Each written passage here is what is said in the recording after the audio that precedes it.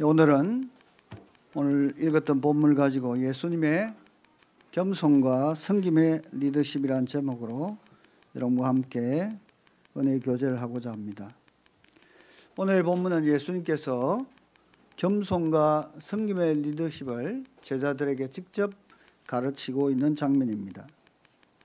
이 구절은 예수님께서 예루살렘으로 올라가시는 길에 제자들에게 자신의 고난과 죽음을 예고한 후에 일어난 사건입니다. 이때 야고보와 요한의 어머니가 아들들을 예수님의 좌우편에 앉게 해달라고 청원하고 있습니다. 그리고 다른 제자들이 이 대답에 붕괴하고 있죠. 이 요청은 예수님이 곧 예루살렘에 들어가 왕으로 즉위하시리라는 기대와 오해에서 비롯된 것입니다. 제자들이 예수님의 나라를 세상의 정치적 왕국처럼 이해하고 있었음을 보여줍니다. 사실 이 본문 뒤에 여리고 성에 가는 그 맹인 두 사람을 소경 두 사람을 낫게 하는 장면이 나옵니다. 저는 이 마태가 굉장히 편집에 의도가 있다고 봅니다.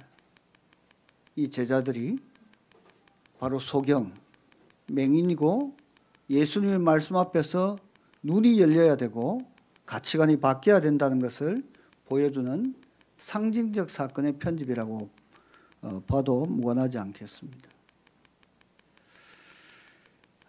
그들의 기대와 달리 예수님은 권세와 높아짐이 아니라 섬김과 희생을 강조하고 있습니다. 제자들이 세상의 가치관과 하늘나라의 가치관을 혼동하고 있는 이 상황에서 세상의 통치 방식과 하나님의 나라의 방식이 얼마나 다른지를 주님이 오늘 우리에게 말씀하고 있습니다. 이 사건을 계기로 예수님은 제자들에게 섬김의 리더십에 대해서 가르치고 있습니다. 예수님은 제자들이 높아지기 위해서는 낮아져야 하며 리더가 되기 위해서는 섬기는 자가 되어야 한다고 말씀하셨습니다. 예수님은 자신을 대속물로 내어주심으로써 이 가르침을 완전히 이루셨습니다. 예수님은 섬김과 희생의 궁극적인 본보기로 자기 자신을 제시하고 있습니다. 오늘 본문에 나오는 인자, Son of Man이란 단어는 다니엘에서 7장에 언급된 메시아적 인물로 권세와 영광을 지닌 존재임에도 불구하고 예수님은 자신의 권세를 다른 이들을 섬기기 위해서 사용하십니다. 특히 대속물로 주려 함이라는 이 표현, 이 희생제물이죠. 예수님께서 죄인을 위해 자신의 생명을 희생하심으로써 그들을 구원하겠다는 구속 사역을 예고합니다. 그래서 구약에 나타난 제사는 예수님에 의해서 완성되어진 제사, 예배입니다. 그래서 그 7절기 5 제사가 5 제사가 다 의미가 있는 겁니다. 전부 다 예수님과 관련된 겁니다. 그래서 구약을 그런 관점에서 그리스도와 함께 동행하면서 봐야 비로소 신약에서 예수님께서 하신 말씀과 이루신 일들이 완성이 되고 이해가 되는 거죠. 이 본문을 통해 오늘 우리는 예수님의 겸손과 섬김의 리더십을 배우고 하나님 나라의 참된 리더십이 우리 삶 가운데 어떻게 실천하고 적용해야 할지 생각해 보려고 합니다.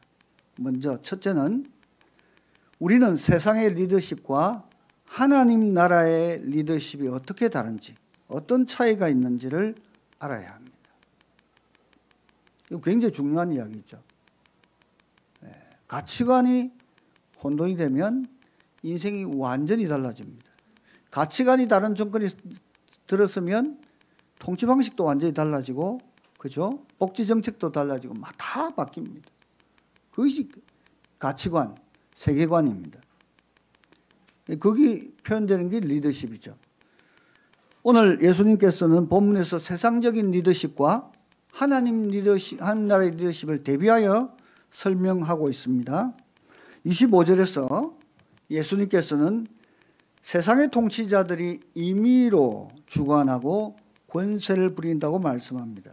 당시 로마 제국은 막강한 권력으로 백성들을 통치했습니다.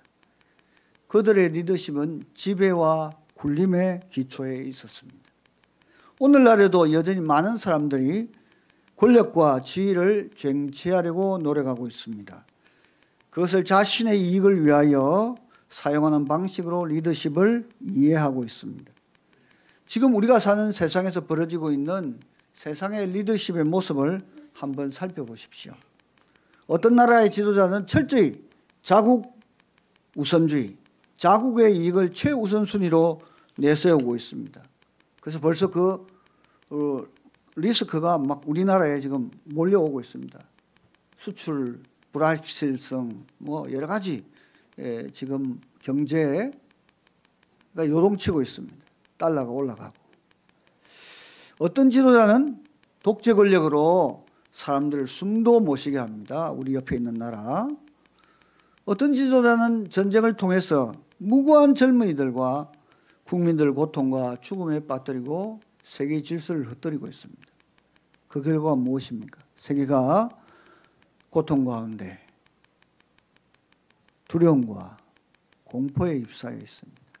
세계 경제가 요동을 치고 있습니다. 이들은 이웃 나라의 어려우면 안중도 없습니다. 그러면 우리나라는 괜찮습니까? 여야가 죽음의 대결을 하고 있습니다. 정치적 권력의 맞짱 대결입니다. 정권이 바뀌면 사람들의 운명이 바뀌고 당대표가 바뀌면 상대방 진영에 섰던 같은 당의 지도자들의 운명도 바뀌어버립니다. 무서운 세상이죠. 평화가 어디에 있습니까? 같은 편끼리도 마음을 놓을 수 없는 것이 이 세상입니다. 그러나 예수님은 제자들에게 이렇게 말씀하고 있습니다. 너희 중에는 그렇지 아니하니. 이 짧은 말씀이 하나님 나라의 리더십을 완전히 새롭게 정의합니다. 하나님 나라에서는 권력을 가진 자가 지배하는 것이 아니라고 말씀하고 있죠. 오히려 큰 자가 되려면 어떻게 해요? 섬기는 자가 되어야 한다고 말씀합니다. 어떤 이 되려면요? 종이 되어야 한다는 역설적인 원리가 성경에서 적용되고 있습니다. 우리는 여기서 하나님 나라의 리더십은 세상의 리더십과 전혀 다른 것을 배워야만 합니다. 하나님 나라에서는 섬김이 곧 리더십입니다. 섬김이 뭐라고요? 리더십. 섬기는 자가 리더입니다. 사람들을 위해 희생하고 섬겨야 합니다. 그럴 때 우리는 하나님 나라에서 진정으로 큰 자가 될 수 있는 것입니다.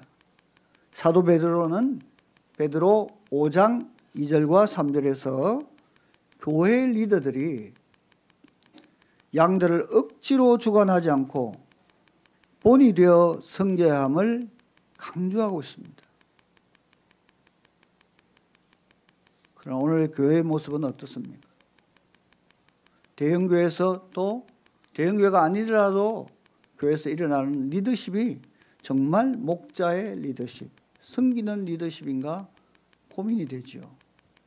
황제와 같은 제왕적인 권세를 가지고 교회를 운영하는 그런 안타까운 모습이 우리 주변에 많습니다. 그런데 더 안타까운 것은 그런 목회자가 되기를 원한다는 사실입니다. 그런 교회에서 신앙생활을 하고 싶어 한다는 것입니다. 이것이 비극이죠.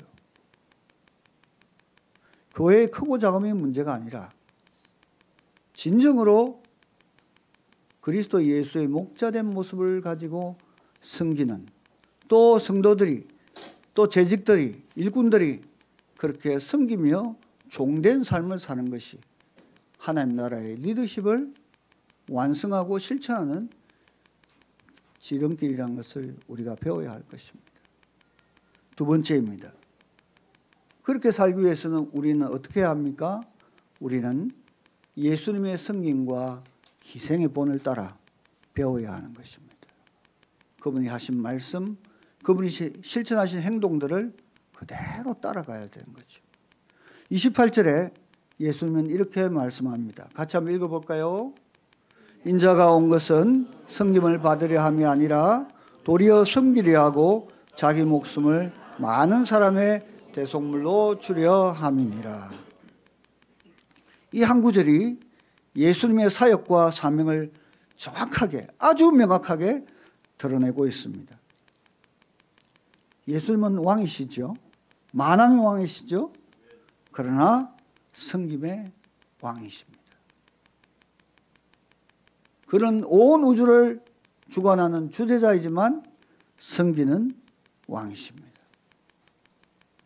그는 권력과 명예를 얻기 위해서 이 땅에 오신 것이 아닌 것입니다. 우리의 죄를 위하여 자기 자신의 생명을 내어주시기 위하여 이 땅에 오셨음을 선포하고 그대로 실천하셨습니다. 이것은 단순한 교훈적인 말씀을 넘어서는 거죠. 예수님이 십자가에서 이루신 실제적인 희생사건으로 완성되고 있습니다. 그래서 사도 바울은 빌립보 2장 6절과 8절에서 예수님께서는 하나님과 동등하신 분이라고 말씀하시고 그러나 자기 자신을 비워 종의 형체를 취하시고 십자가에서 죽기까지 순종하셨다고 말씀하고 있습니다. 예수님은 그분의 전생을 통하여 하나님의 뜻을 따르는 것이 무엇인지를 우리에게 분명하게 가르쳐 주고 있습니다. 또한 어떻게 섬김을 통해 구원을 완성하시는지 몸소 보여주셨습니다. 예수님 십자가에 달리기 전 마지막 유월절을 전날 밤에 직접 제자들의 발을 씻기고 있습니다. 요한복음 13장 14절 15절에 그것을 보여주죠. 내가 너희에게 행한 것 같이 너희도 행하게 하려 하여 본을 보였노라. 핵심이 뭡니까? 본을 보이고 있는 겁니다. 내가 하는 것처럼 너희도 그대로, 제자된 너희들도 그대로 이와 같이 해야 한다. 여러분, 이게 유대사회, 당시 유대사회에서는 있을 수 없는 일입니다. 주인이 종의 발을, 스승이 제자의 발을, 이거는 당대에 도저히 상상할 수 없는 그러한 예수님의 역발상적인 섬김이 오늘 우리의 스승이시고 우리의 주이신 예수님께서 보여주신 모델입니다. 본입니다. 그러므로 오늘 우리는 어떻게 해야 합니까? 우리도 형제자매의 상한 발, 상한 심령, 상한 손을 만져주고 씻겨주고 보담아 줌으로 억지로가 아닌 기쁨으로 우리는 섬겨야 합니다. 예수님께서 우리에게 주신 구원은 단순히 죄에서 구하여 천국 가게 하기 위한 것이 아니죠. 그것뿐이라면 우리는 참으로 불쌍한 구원을 받는 겁니다. 주님은 주님의 섬김을 본받아서 하나님 나라를 살아내라고 우리에게 말씀하고 명령하고 있는 것입니다. 하나님의 나라다. 너희 안에 하나님 나라가 있고 너희가 하나님 나라를 만들어 가야 되고 너희가 하나님 나라의 주역이다라고 말씀하고 있는 것입니다. 누가복음 22장 24절에서 30절에서 예수님은 제자들을 통해서 이스라엘 12제파를 다스릴 것을 약속하고 있습니다. 완성이죠. 구약의 완성. 그리고 그 사명을 완수하기 위해서 예수님은 뭘 합니까? 예수님은 겟세마네로 기도하러 나아가십니다. 제자들이 그 사명을 감당하기 위해서 뭐가 필요하죠? 제자들은 끊임없이 이 세상에서 육신의 정욕과 안목의 정욕과 이생의 자랑, 이거 예수님이 당하신 시험입니다. 그죠? 마태복음 4장에 등장하는 세 가지 이 사건은, 사단의 시험은 정확하게 요한일서 2장 15절에서 17절에 말하는 육신의 정욕과 안목의 정욕과 이 세상의 자랑입니다. 이게 어디와 관련이 있습니까? 창세기 3장과 창세기에 나타나는 먹음직도 하고 2장 6절입니다. 보암직도 하고 만지면 탐스럽기까지 하는 이게예요. 육신의 정욕, 안목의 정욕, 이생의 자랑을 첫사람 아담과 하와는 실패했지만 둘째 아담 예수님은 어떻게 했어요? 말씀으로 이겨내셨습니다. 이것이 사도 요한이 다시금 요한일서 2장 15절에서 17절에 우리에게 그것을 상기시키고 있는 겁니다. 우리는 이 세 가지의 사단의 공격을 지금도 계속 받고 있습니다. 이 유혹에 이겨나가기 위해서는 금식과 기도 외에는 답이 없습니다. 주님의 능력을 받는 비결은 기도와 금식 외에는 이런 유가 나갈 수 없다. 기도하라는 것입니다. 누가복음 22장 39절에서 46절에 주님의 기도의 모습은 참으로 처참합니다. 이 잔을 옮겨주시옵소서. 그러나 내 뜻대로 마시고 아버지의 뜻대로 해달라고 하면서 기도할 때요, 땀이 땅에 떨어지는 핏방울같이 되도록 기도하셨다. 실제로 피가 나온 거예요.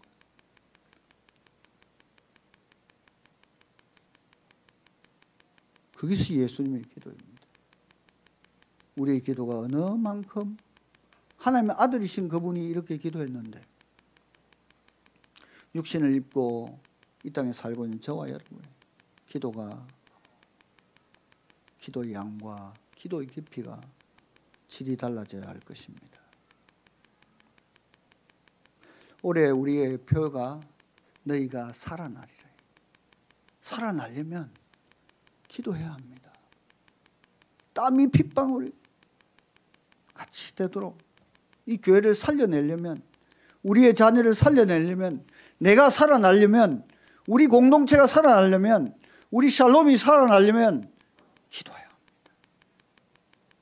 우리가 시간이 지나면서 기도가 너무 약해져 있지 않습니까? 한국교회의 위기와 한국교회의 미래가 불확실하고 대한민국의 미래가 불확실한 건 아주 간단합니다. 아주 단순합니다. 우리의 기도가 30년 전에 우리 아버지 어머니와 같지 않다는 겁니다. 우리 할아버지 할머니들이 기도했던 그 기도와 그 기도의 양과 질하고는 게임도 안 되는 그런 영성으로 우리가 살고 있는 겁니다. 어떻게 살아나겠어요? 기도가 핵심인데, 말씀이 핵심인데. 저는 6시간씩 두개가로에서 예배를 드리면서 제가 어릴 때, 중고등부 때, 그리고 대학 시절에 기도했던 모습들이, 그래, 금요 SFC 모임을 보면서 이것이 오늘 30년, 40년 전에 우리의 영성이었는데, 여러분 단순해져야 합니다. 복잡한 것이 아닙니다. 복음은요 복잡한 게 아니에요. 아주 단순합니다. 무릎 꿇고 기도하고 말씀을 생명 양식으로 먹고 생명수 되신 예수님을 먹고 마시는 길 외에는 답이 없는 거죠. 주님이 우리에게 몸소 희생과 섬김의 본을 보인 것처럼 그럴 때 말이죠. 어떤 일이 납니까? 천사가 하늘로부터 예수께 나타나 어떻게 해요? 힘을 더했다. 여러분 성경을 요한복음 잘 보시고 사복음서를 잘 보세요. 예수님의 사역을 예수님의 자기 힘으로 하신 게 아니에요. 예수님 사역할 때마다 하나님의 이름으로 하나님의 권능으로 한다 하고 그 다음에 성령의 능력을 힘입어 금식하시고 성령의 능력을 힘입어 광야로 나가시고 그렇게 나옵니다. 성경 잘 보세요. 예수님 하나님의 아들이신 그분도 뭘로 사역하셨다고? 성령의 능력을 힘입어. 그렇습니다. 오늘도 우리가 기도할 수 없는 이유는 성령의 권능을 덧입지 않습니다. 내가 하려고 하니까, 내 힘으로 하려고 하니까 아니죠. 주의 성령께서 힘주셔서 하나님 기도하게 해주십시오. 말씀 보게 해주십시오. 나를 그 자리로 이끌어 주십시오. 십자가의 자리로 이끌어 주십시오라고 그럴 때 살아나는 겁니다. 그럴 때 우리 교회가 일어나고 그럴 때 우리의 직장 공동체가 새로운 공동체로 거듭나게 되는 것입니다. 결코 낭망하지 마십시오.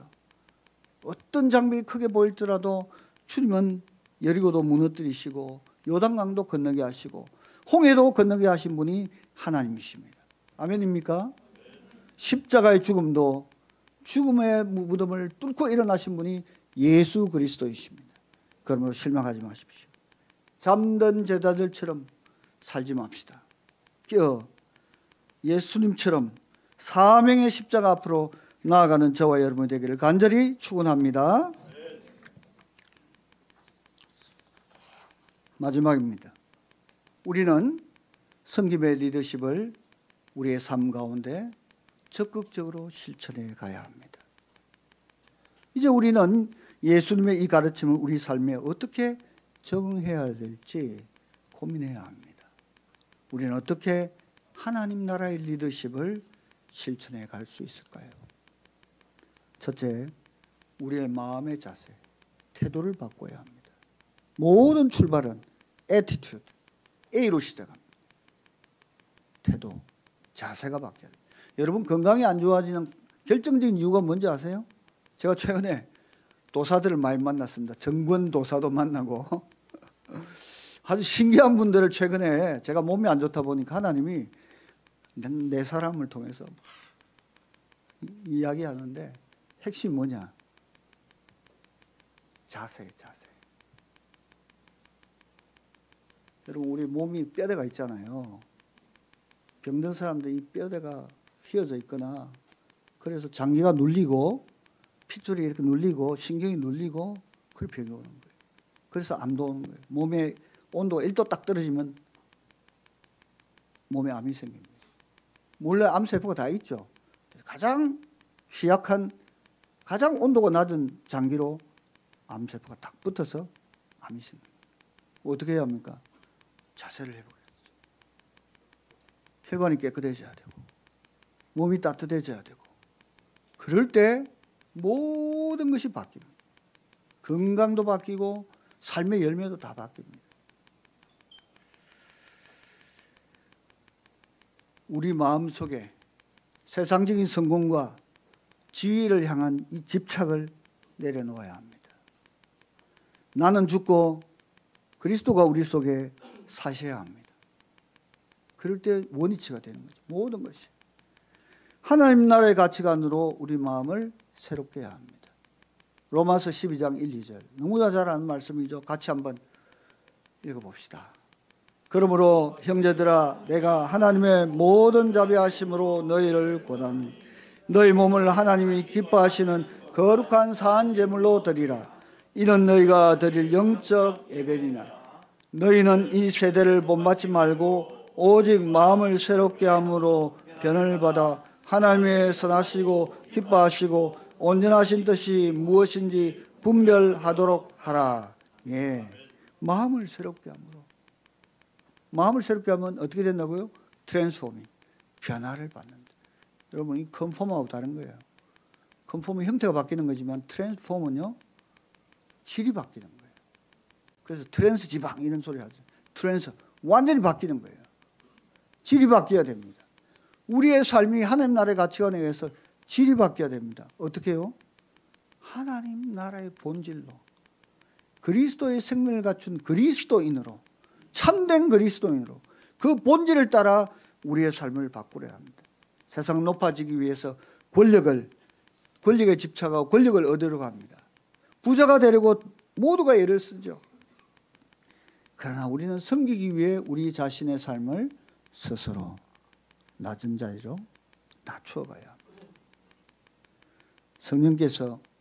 성령님께서 우리의 마음을 새롭게 하시고 변화시켜 주시도록 기도의 자리로 나아갑시다. 두 번째로 가정과 일상에서 섬김을 실천합시다. 같이 한번 읽어볼까요? 시작. 가정과 일상에서 섬김을 실천합시다. 예, 우리는 가정과 일터 그리고 우리의 공동체 교회에서 작은 섬김부터 실천해 보기를 원합니다. 아주 작은 것부터 사소한 것. 근데 그것이 결정적인 것일 수도 있습니다. 나사봇 하나가 비행기를 하늘에서 떨어뜨릴 수도 있습니다. 사소한 것입니다. 오늘 내게 주어진 위치에서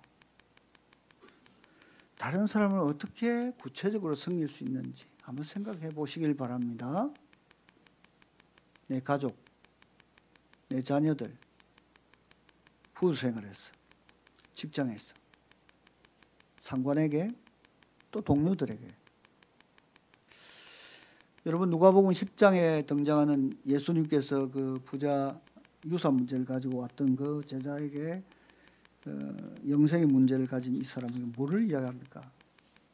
자비를 베푼 선한 사마리아 이야기를, 선한 사마리아 사람의 비유를 말씀하지 않습니까? 오늘 이 사람처럼 인생에 감동받는 자들을 기꺼이 도와야 합니다. 여기 핵심이 뭡니까? 자비입니다. 자비를 베푼 주님의 컴패션을 가지고 오늘 우리 가운데 나의 컴패션 필요한 사람. 이 컴패션이라는 단어가 봅시다. 컴 플러스 패션이 같은 열정, 같은 마음, 같은 고통. 그들의 마음, 눈높이를 맞춰서 그들의 생각, 그들의 고통에 참여합니다. 그래도 우리는 따뜻한 집이 있고 먹을 것이 있고 동료들도 있고, 그런데 이 문 밖을 나가면 차디찬 바닥에 자는 노숙자들도 있고 또 멀쩡한 것 같지만 우울증과 고통에 빠져있는 우리 동료들도 있을 수 있습니다. 살펴보십시다. 그래서 그들의 필요를 생각하고 그들 위해 우리 가진 시간과 자원, 재능을 기꺼이 내어줄 수 있기를 바랍니다. 사소한 도움이라도 아낌없이 제공합시다. 그것이 하나님 나라의 리더십을 살아가는 첫 걸음입니다. 예수님은 이러한 삶에 대한 분명한 보상을 약속하고 있다는 사실을 잊지 마십시오. 마태복음 25장에 등장하는 달란트 비유와 양과 염소의 비유를 통해서 예수님은 반드시 보상하시겠다. 반드시 보상하시겠다. 그러나 그렇게 살지 않으면 슬피 울며 이를 갈미 있으리라 말씀합니다. 있는 것까지 빼앗기리라. 마지막입니다. 종의 마음으로 공동체를 섬깁시다.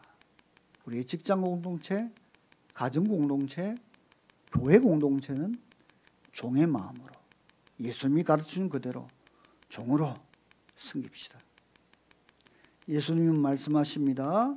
27절 같이 읽겠습니다. 너희 중에 누구든지 어떠미 되고자 하는 자는 너희의 종이 되어야 하리라. 한 번 더 하겠습니다. 너희 중에 누구든지 어떠미 되고자 하는 자는 너희의 종이 되어야 하리라. 아멘. 종은 자기의 유익을 구하지 않습니다. 누구를 위해 살죠? 주인을 위해서. 철저하게 주인의 뜻대로 사는 것이 종입니다. 자기의 주권을 내려놓고 철저하게 주인의 뜻대로. 예수님께서 왕이시고 하나님 아들이지만 철저하게 주 대신 아버지 하나님의 뜻대로 사셨던 것처럼.